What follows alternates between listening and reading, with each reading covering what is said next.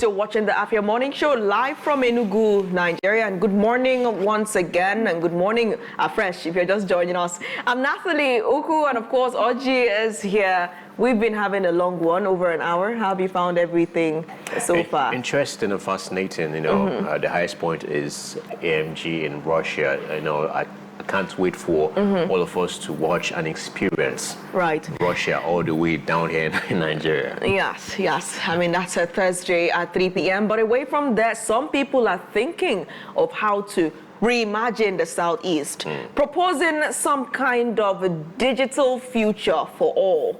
And then the group co-convener at the Pivot Conference joins us this morning to tell us how he intends to reimagine the region through the forum, of course, the initiative of Pivot Nigeria. Barrister Ifedy Ralph Eze joins us from Lagos this morning. Barrister Ifedy, it's so good to have you. Hi, good morning, Natalie. Thank you for having me. It's so good to have you, and I hope we got your location correctly. Well, I'm currently in Awka. Okay, then that's fantastic. So Awka then. So let's transition back to Awka. For some reason, I felt like this will be happening from Lagos, but great that you're back here in the region. So that, of course, signals that preparations are well underway. Could you tell us more about this reimagining of the Southeast and how you intend to lead the story from home? Yeah, thank you. So we have a report that suggests that the Southeast is the region with the least digital adoption in Nigeria. And that for us is the major underpin for what we are doing this year at the Pivot Conference and why we have themed it Reimagine the Southeast, the digital future for all. And you know, this aligns with our mission as an initiative, the Pivot, which is to build a platform that gives the people an opportunity to reimagine our collective existence and for us to take responsibility for the kind of future and the kind of homeland that we want to see and transition from fault finding to fault fixing, where everybody sees themselves as, you know, responsible partners in the progress journey of particularly the Southeast, and then by extension, the Nigerian, you know, the Nigerian society. And so this is why we do what we do at the Pivot.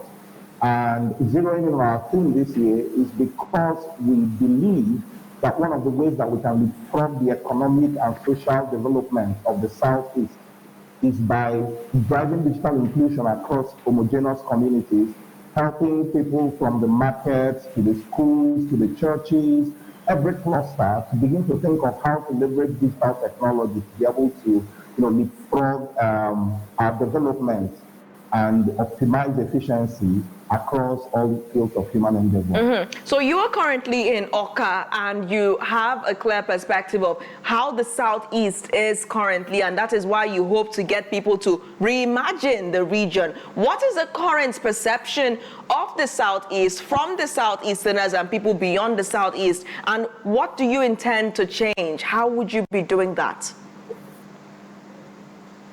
Yeah, so you know, the Southeast is usually regarded as the commerce and entrepreneurship capital of the nation.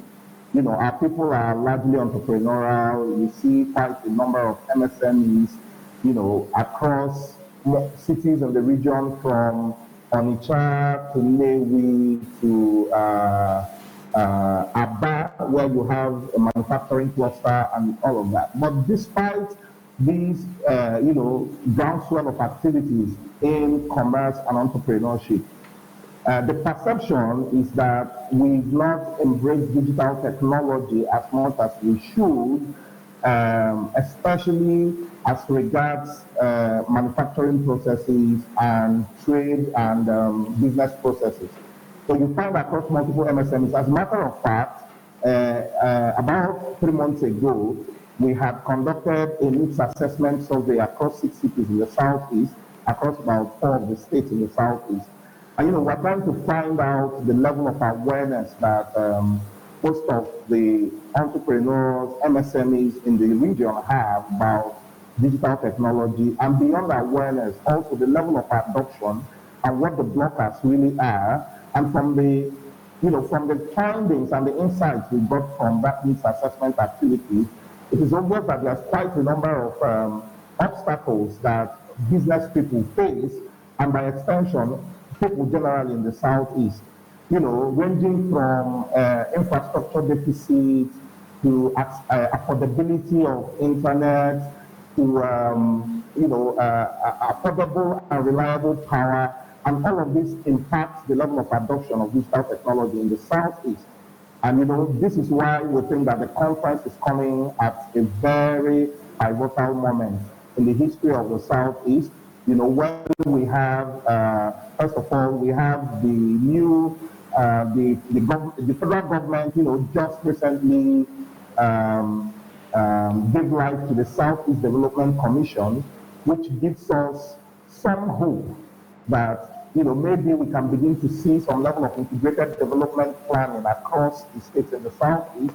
And so we believe that one of the key issues that should be on the front burner for the Commission and for every well-meaning person in the Southeast is how we can get our people to embrace digital technology, because it will help us leapfrog our stages of development and be able to catch up with our brothers in other regions.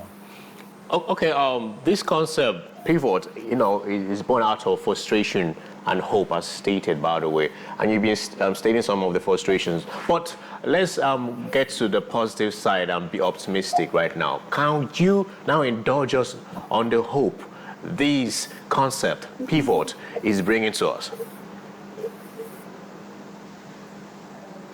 Sorry, you might need to repeat the question again. So this concept, pivot, right, is born out of frustration and hope. We've been reeling out the frustration right here in the Southeast and trying to reimagine, right? So can you walk us through and indulge us on the hope and hopes, of today and what we are about to experience with this pivot conference? Yeah, so speaking about hope, first is that we have a large youth population, and we have always been told that the young people are the leaders of tomorrow, and I do believe that tomorrow that we once spoke about yesterday is today. So the hope that we see is that young people will arise, which is why we're also targeting young people and embrace this digital revolution. And we already see that happening, across the Southeast. You can see that government, for example, are becoming more intentional about mainstreaming adoption of digital technology. Every state in the Southeast currently either has a Ministry of ICT or an agency that is focused on ICT, innovation, science, and technology. And I do believe that it can only get better from here. For us as an initiative, in our own little way, we're also contributing to these groundswell of activities and, interventions, because beyond just hosting the conference, we are also launching an MSME digitization program where we target to support over 3,000 MSMEs within the next 24 months to be able to access digital technology, different digital technologies, from inventory management solutions to, POS is already quite pervasive in the region, but we can also still help drive that inclusion. E-commerce, because, we have quite a number of SMEs who are into trade. So helping them to gain visibility and to scale beyond just their physical brick and mortar locations is also part of the initiatives and, the interventions that we are bringing on stream. And the good thing is that, we are leveraging partnership with a number of service providers to be able to offer access to these digital tools at no cost to the entrepreneurs for an extended period of time, so that they can test, understand, and appreciate how this technology works and how it helps them to, improve their businesses, and then they can begin to talk about them, investing in digital technology to scale their businesses.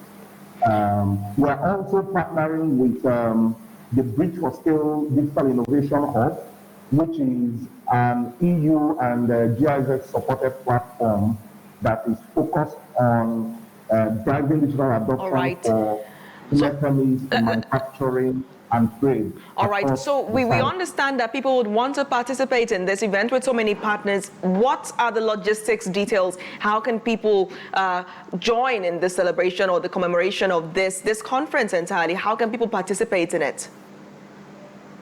All right, so first, the conference is holding on the 18th of October, which is this coming Saturday, at the International Convention Center in Awka.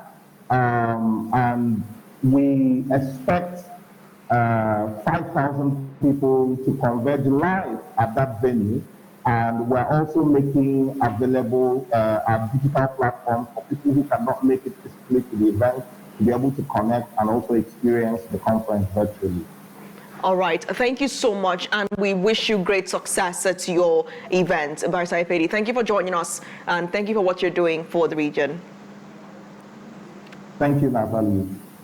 All right, and the morning show has come to an end. Stay tuned to Afia TV at 4 p.m. on Enugu. We'll be having an extensive conversation on the defection of the Enugu State Governor to the All Progressives Congress, and of course assessing the chat that was had, the address and the grand rally that followed, bringing you fresh perspectives and insights on what this means for the future of the state and indeed the Southeast. Until then, see you. Well then, I remain your host, Natalie Uku. And I remain OG Nwachuku. Have a happy Wednesday and bye for now.